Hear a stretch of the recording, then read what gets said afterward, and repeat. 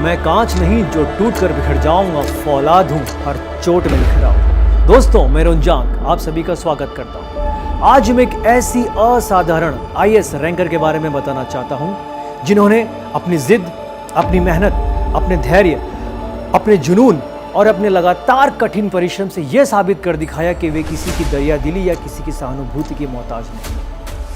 उनके आईएएस बनने के सपने के आगे उनकी समस्याएं भी हार मान गई।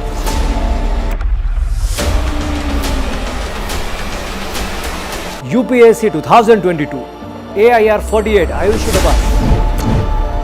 दिल्ली देहात के रानीखेड़ा गांव में रहने वाली आयुषी डबस ने नौकरी पेशा और दिव्यांग होने के बावजूद यह कारनामा कर दिखाया। एक ऐसी बच्ची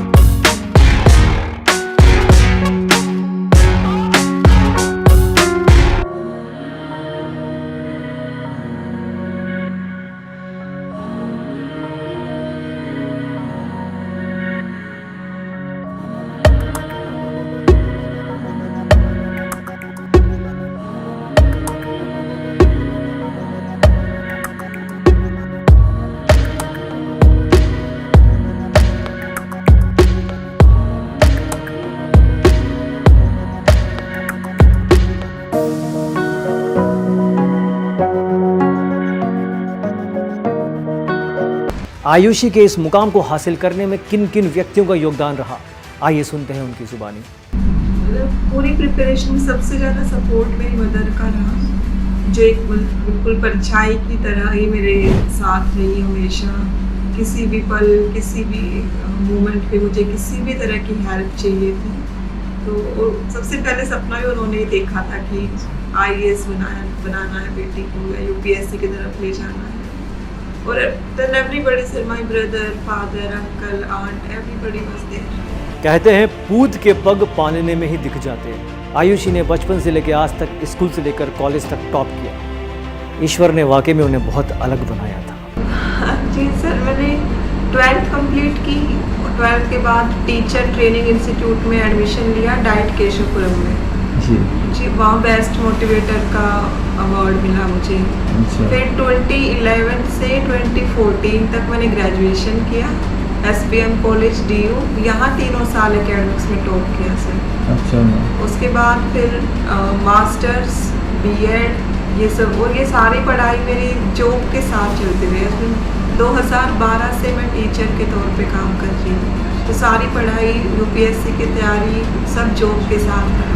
इतनी समस्याएं होने के बावजूद समाज की सेवा करने का जज्बा आयुषी ने पढ़ाई करने के साथ साथ, एक मुश्किल पढ़ाई करने के साथ साथ बच्चों को पढ़ाना भी शुरू किया। कमाल है ऐसी सोच, कमाल है ऐसे शख्स, कमाल है ऐसी माएँ जिन्होंने ऐसे बच्चों को पैदा किया। टफ तो था सर, क्योंकि सबसे बड़ा चैलेंज था टाइम मैनेजमेंट, क्योंकि teaching was equally important for me. It was like passion. तो I wanted to give 100% there as well, कि मैं अपना यूपीएससी की ड्रीम की वजह से बच्चों का लॉस ना हो। एंड इट वाज लाइक, वहाँ मैं नहीं थकती थी कि I used to love the time which I spend with my students. So और मेरी जॉब ने मुझे बल्कि आगे बढ़ने के लिए इनकरेज किया। जॉब करते करते मैंने रियलाइज़ किया कि कैसे हम अपनी जॉब से, पोस्ट से सर्व कर सकते हैं।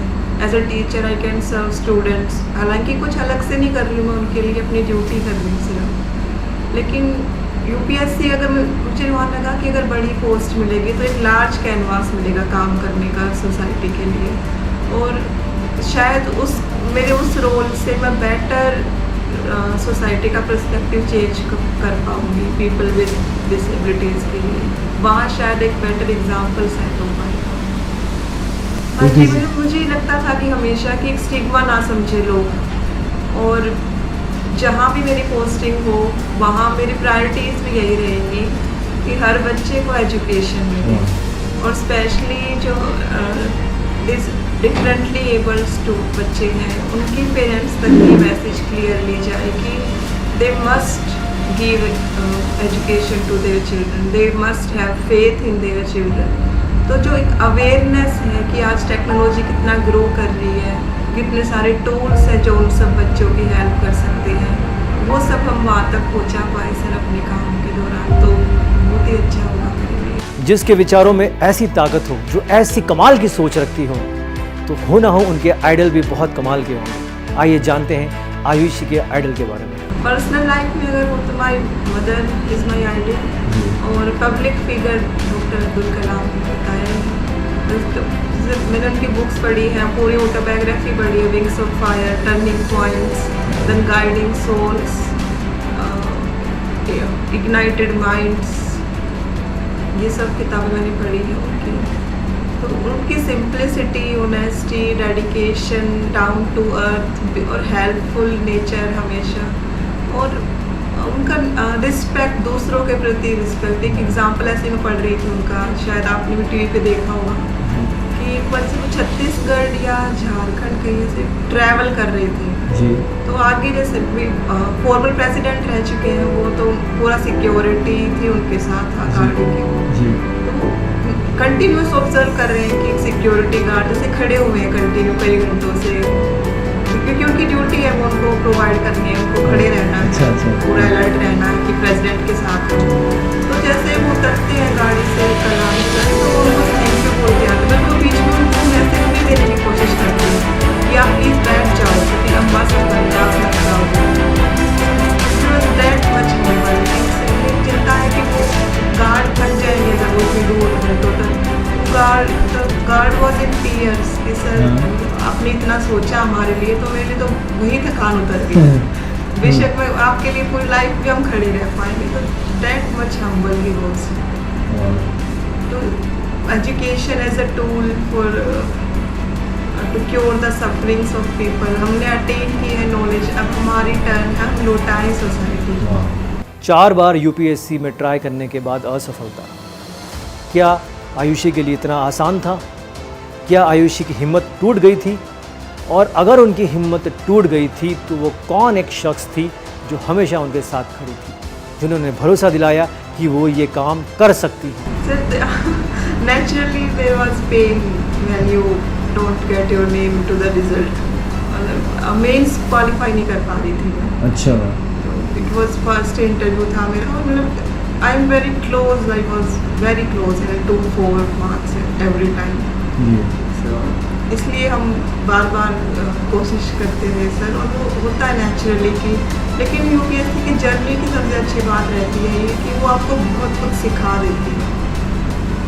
आप नॉर्मली आपकी पर्सनैलिटी को तो निखारती ही है, स्ट्रेस हैंडल करना, फेलियर्स को फेस करना, अपने आप को मोटिवेट रखना।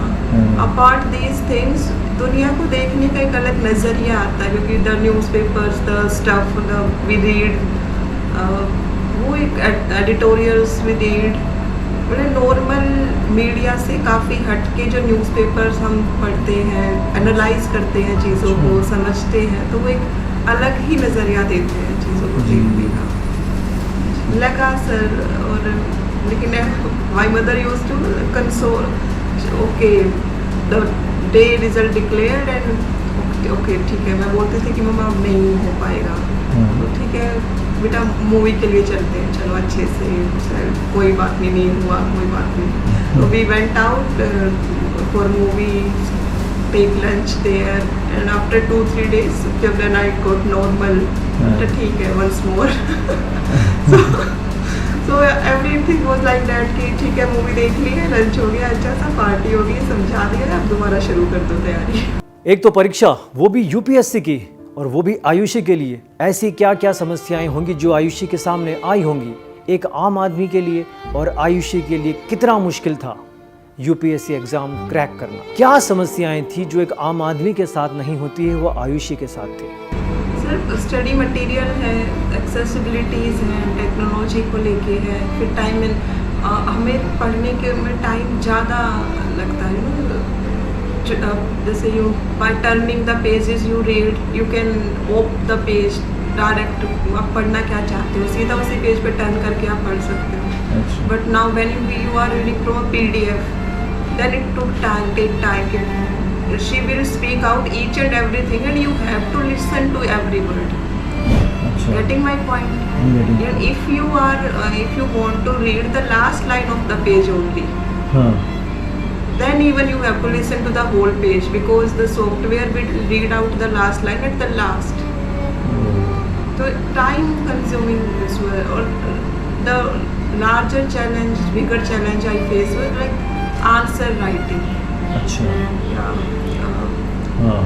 To arrange a scribe or the helper who can write answers for me.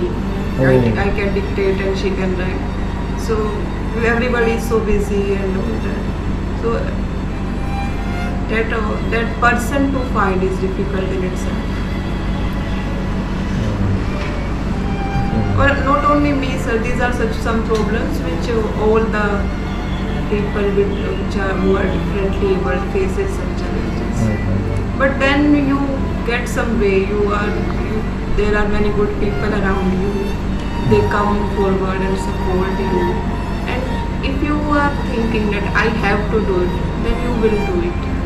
You will get some way to get it done. कहते हैं हर अंधेरे के बाद सुबह होती है। अंततः वो सुबह आ ही गई। आयुषी यूपीएससी एग्जाम में सेलेक्ट हो गई, रैंक 48। कौन वो शख्स था जिसने आयुषी को सबसे पहले वो खुशखबरी दी? मेरे भाई ने बताया, छोटा भाई। अच्छा। वो इस समय गुजरात में है, एक्साइज इंस्पेक्टर के तौर पे वहाँ पोस्टेड है। अच्छा। तो उनका फोन आया। मैंने मैसेज किया उसको कि रिजल्ट आ गया है जी। तो let me check. He called me and we all were in tears. He, me and my mother, father, uncle, everybody was in tears. So a dream came true. Actually. Because they are the people who observe the struggle every day. So it was incredible. हम सभी ने कभी ना कभी जीवन में हार मानी है, या ये सोचा है कि शायद ये हमसे नहीं हो पाएगा, लेकिन हम सभी के लिए आयुषी एक प्रेरणा स्रोत है। क्या सोचती है आयुषी उन लोगों के लिए, या क्या संदेश देना चाहती हैं जो जीवन से हार मान चुके हैं, या वो ये सोचते हैं कि अब नहीं हो पाएगा? विश्वास रखिए अपने आप पे, और क्योंकि अब हमारे हाथ में सिर्फ अपना काम करना है, वो नहीं छोड़ना चाहिए ना। रिजल्ट की उम्मीद, बस गीता में जो संदेश दिया गया है वो सच में बहुत ही सार्थक संदेश है कि हमारे हाथ में सिर्फ अपना कर्म है, और हम ज़्यादातर टाइम बिताते हैं फ्यूचर की चिंता में, जो आज का काम है वो फिर सफ़र करता है उस चीज़। मतलब छोटे छोटे टारगेट सेट कीजिए लाइफ में कि आज का दिन है, आज का दिन मुझे मिला है, ईश्वर की मेहरबानी से मुझे ज़िंदगी मिली, तो आज मुझे शाम तक क्या करना है उसको अचीव कीजिए, नेक्स्ट दिन अगला कीजिए। आयुषी दबस एक ऐसा नाम जो आज हमारे लिए प्रेरणा बन गया है, एक ऐसा नाम जिसने हमें हिम्मत दी है, हमें ये सिखाया है कि हम भी कर सकते हैं। ऐसी ही कई कहानियों को लेकर मैं रोनजांग बहुत जल्दी आपसे मिलने वाला हूँ। देखते रहिए हमारा चैनल।